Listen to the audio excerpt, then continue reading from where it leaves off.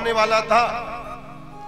एक बार भगवान शंकर जी अम्बा पार्वती से बोले, पार्वती बहुत दिनों से समाधि नहीं लगाई मैंने, बहुत दिनों से मैं तपस्या में लीन नहीं हुआ और मैं तपस्या में जाना चाहता हूं।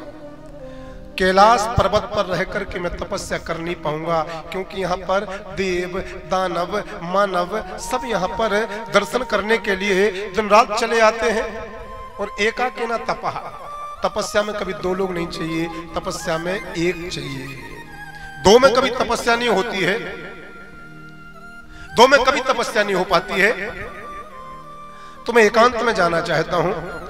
माता पार्वती जी से भोले बाबा ने इस प्रकार से कहा, और आज भोले बाबा माता पार्वती से बोल के आए, जब तक मैं तपस्या करके ना आ जाऊं तब तक कैलाश पर्वत पर संतों से कथा सुनना। तो संतों को विराजमान करके भगवान शंकर जी कैलाश पर्वत पर माता पार्वती को कथा सुनाने के लिए छोड़ के गए। और भगवान शंकर जी कैलाश पर्वत से सीधे अमरकंठ आए। और अमरकंठ में आकर के भगवान शंकर जी मेकल पर्वत के ऊपर विराजमान हो गए और पद्मासन लगा करके 1,00,000 वर्ष तक नेत्र ही नहीं खोले। भगवान शंकर जी की स्थिति है, बीते सम्मज सहज 87 तजी समाधि शंभु अविनाशी। कभी 87,000 वर्ष की समाधि लगा लेते हैं, तो कभी 51 वर्ष की समाधि लगा लेते हैं, तो कभी 1,00,000 वर्ष की समाधि लगा देते हैं। श्री नर्मदा महापुराण में लिखा है कि भगवान शंकर जी जैसे अमरकंठ में आए, यहाँ का मनोरम दृश्य, यहाँ का पावन वातावरण, यहाँ की परम शांति भगवान शंकर जी के मन को मोह लिया। और 1,00,000 वर्ष तक भगवान शंकर जी नेत्र बंद करके रहे, तपस्या करते रहे, साधना में लीन रहे, समाधि में लीन रहे। अब 1,00,000 वर्ष जब भोले बाबा की तपस्या के पूरे हो गए, तो 1,00,000 वर्ष की भगवान शंकर जी की वो तपस्या माथे पर पसीने का बिंदु बन करके प्रकट हो गई। वो साधारण पसीना का बिंदु नहीं है, ये ध्यान से सुनना। 1,00,000 वर्ष तक भोले बाबा ने जो तपस्या की, वही तपस्या पसीना का बिंदु बन गया। और वो पसीना का बिंदु भगवान शंकर जी के आज्ञा चक्र पर प्रकट हुआ। और वही पसीने का बिंदु जो आज्ञा चक्र पर प्रकट हुआ, वो आज्ञा चक्र से पसीने का बूंद मेकल पर्वत के ऊपर गिरा। और मेकल पर्वत से छोटी सी कन्या का रूप लेकर के वो बिंदु भगवती पराम्बा माता नर्मदा जी का रूप लेकर के प्रकट हो गई। जैसे वो पसीने का बिंदु भगवान शंकर जी का धरती माता पर गिरा, वो बिंदु पल भर में ही छोटी सी कन्या का रूप लेकर के प्रकट हो गई। अब उस कन्या ने जैसे देखा कि मेरे सामने ये महादेव विराजमान है, इनके नेत्र बंद हैं, तपस्या में लीन है, मुझे भी तपस्या करना चाहिए।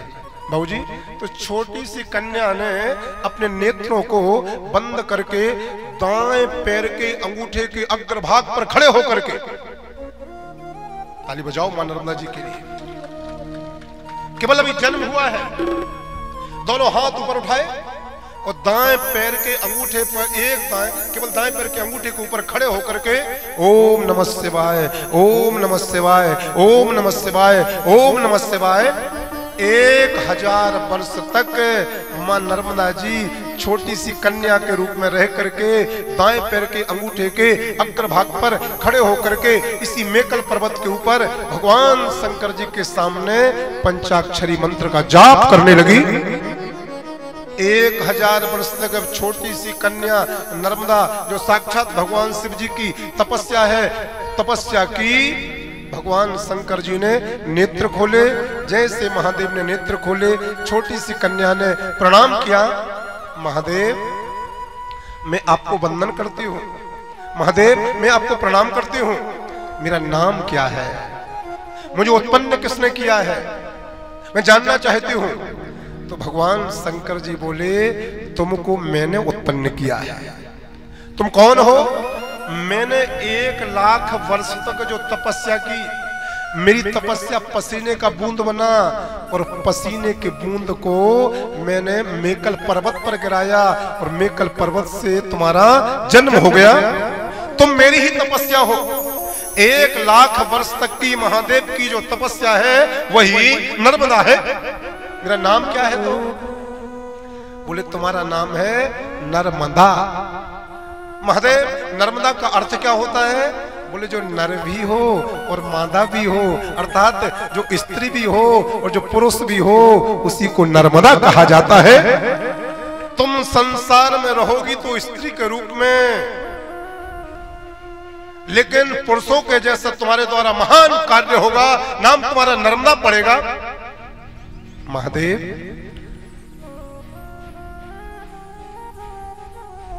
मुझे किसकी पुत्री मानी जाएगी?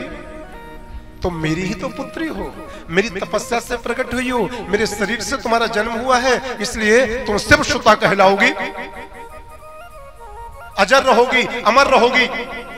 महादेव, 1000 वर्ष तक मैंने तपस्या की है, मैं आपसे कुछ वरदान चाहती हूँ। भगवान शंकर जी बोले, बेटी नर्मदा, वरदान मांगो, तुम्हें क्या चाहिए? तुम जितने वरदान चाहोगी, तुम जितने वरदान मांगोगी, मैं सभी वरदान तुम्हें हंसते हंसते दूंगा।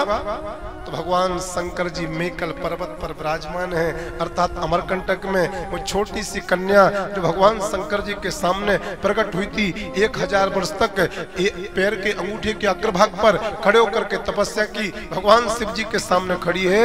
नर्मदा मैया ने जन्म लेते ही भगवान शंकर जी से 7 वरदान मांगे हैं। ये कथा सुनाना बहुत जरूरी है आपको। पहला वरदान मांगा, महादेव यदि मैं आपकी पुत्री हूं, महादेव यदि आपने मुझे जन्म दिया है, तो मेरा वरदान पहला आप दीजिए कि धरती माता पर मैं चारों युगों में अमर बनी रहूं, अमर बनी रहूं। धरती से गंगा भी जब चली जाए तब भी धरती के वासियों की प्यास बुझाने के लिए धरती पर मैं रहूं। भगवान शंकर जी ने वरदान दिया, नर्मदा मैं तुम्हें वरदान देता हूं, तुम अमर रहोगी। मां नर्मदा जी ने दूसरा वरदान मांगा, पापी से पापी भी मेरे जल में स्नान करे तो उसको पापों से तत्काल मुक्ति प्राप्त हो जाए। भगवान शंकर जी ने वरदान दिया, हे नर्मदा, बड़े से बड़े पापी, बड़े बड़े से दुरात्मा यदि आपके जल में स्नान करेंगे, पापों से उनको तत्काल मुक्ति प्राप्त हो जाएगी। मां नर्मदा जी ने भोले बाबा से तीसरा वरदान मांगा, जैसे उत्तर भारत में भगीरथी गंगा की महिमा है, उसी प्रकार से दक्षिण भारत अर्थात मध्य प्रदेश के अंतर्गत और दक्षिण भारत के अंतर्गत मेरी भी महिमा बिल्कुल गंगा मैया के जैसी रहे। भगवान शंकर ने कहा, उत्तर भारत में भगीरथी गंगा की पूजा होगी और दक्षिण भारत में नर्मदा गंगा से ज्यादा तुम्हारी पूजा होगी, ये वरदान देता हूं। माता नर्मदा जी ने महादेव जी से चौथा वरदान मांगा, समस्त तीर्थों में स्नान करने का फल केवल मेरे जल का दर्शन करने मात्र से प्राप्त हो जाए, ये भी वरदान दीजिए। तो भोले बाबा ने कहा, यदि कोई 33 कोटि तीर्थों में जाकर के स्नान करेगा और एक बार केवल नर्मदा के किसी घाट पर जाकर के मात्र नर्मदा के दर्शन करेगा, तो दर्शन करने मात्र से 33 कोटि तीर्थों के दर्शन और स्नान करने का फल उससे प्राप्त होगा। पांचवा वरदान मांगा नर्मदा मैया ने, मेरे दर्शन जो कर ले वे उसको मुक्ति जरूर प्राप्त हो गए, चाहे वो राक्षस हो गए, चाहे वो पापी हो गए, चाहे पुण्य आत्मा हो गए।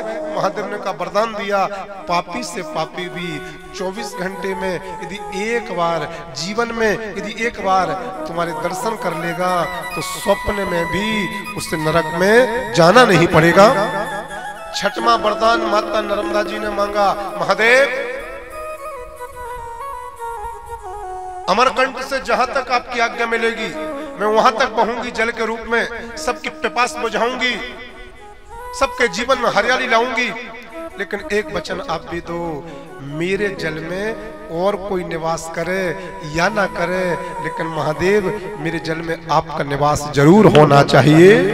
भगवान शंकर ने कहा, नर्मदा अमरकंट से तुम्हें खम्बात की खाड़ी तक जाना होगा, अर्थात 3570 किलोमीटर में तुम्हारा शरीर बहेगा। और तुम्हें वचन देता हूं, वरदान देता हूं कि नर्मदा तुम्हारे हर घाट के जल के अंदर और कोई रहेगा या नहीं रहेगा, लेकिन शिव तुम्हारे जल में हमेशा रहेंगे, निवास करेंगे।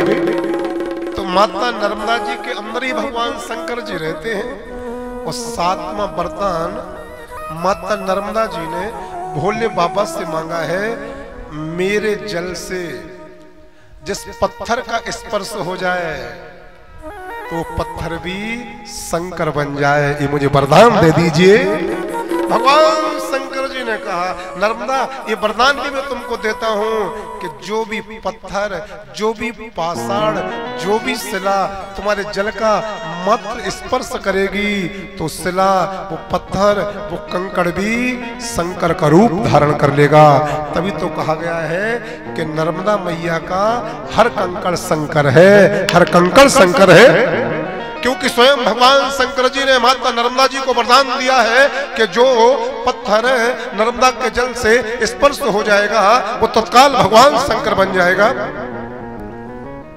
नर्मदा मैया ने इस प्रकार से 7 वरदान भगवान शंकर जी से मांगे हैं। शंकर भगवान ने तथास्तु कह करके 7 वरदान नर्मदा मैया को दिए हैं। इतना ही नहीं, भगवान शंकर जी ने 7 वरदान देने के बाद में माता नर्मदा जी से कहा, नर्मदा तुम्हारे उत्तर तट पर जो निवास करेगा मरने के बाद में वो मेरे धाम को आएगा, और तुम्हारे दक्षिण तट पर जो निवास करेगा मरने के बाद में वो पितरलोक में जाएगा।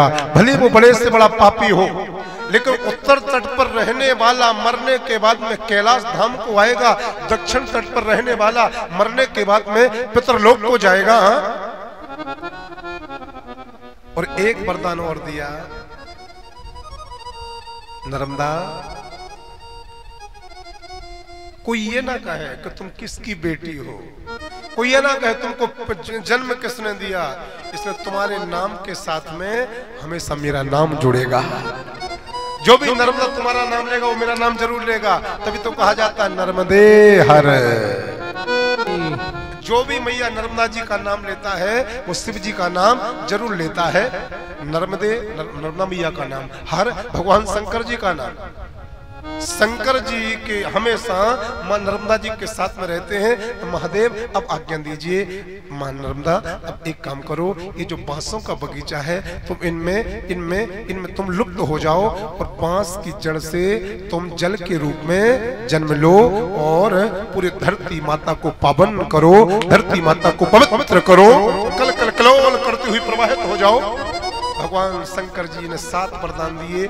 मां नर्मदा जी ने अपने पिता महादेव को वंदन किया और महादेव की 4 परिक्रमा लगाई। और 4 परिक्रमा लगाने के बाद में अमरकंठ में जो बांसों का बगीचा था और बांसों के बगीचे के अंदर मैया विलीन हो गई। और देखते ही देखते थोड़ी सी देर में बांस की जड़ से जल की धारा के रूप में मां नर्मदा जी प्रकट हो जाती है। मेरे प्यारे, तो अरविंद भैया मैं आपको बताऊं, जहां से मैया नर्मदा जी प्रकट हुई, बाबूजी आप तो भी गए होंगे 4, 5, 6, 10 दिन पहले, जहां से मैया प्रकट हुई है वहां बिल्कुल इतना सा कुंड है, छोटा सा। अब वो कुंड थोड़ा इतना बना दिया गया है, वहां से मैया लुप्त हो गई। वो प्रकट स्थली है, वो जैसे लुप्त हुई करीब 1.5 किलोमीटर में जो मां नर्मदा जी का कुंड है, नर्मदा जी का मंदिर है, बाला सुंदरी मैया का मंदिर है, सहस्त्रबाहु जी का मंदिर है, महादेव का मंदिर है, लक्ष्मी नारायण का मंदिर है, भगवान सत्यनारायण का मंदिर है। 72 सीढ़ियों से मां नर्मदा जी का घाट बना है, जिसके 11 कोने हैं मेरे प्यारे। उसको नर्मदा कुंड कहा गया। उसकी परिक्रमा लगाने के बाद में ही नर्मदा परिक्रमावासी दक्षिण तट पर प्रवेश करता है। बोलो नर्मदा मैया की जय। तो आज हमने आप सबको मां नर्मदा जी की उत्पत्ति और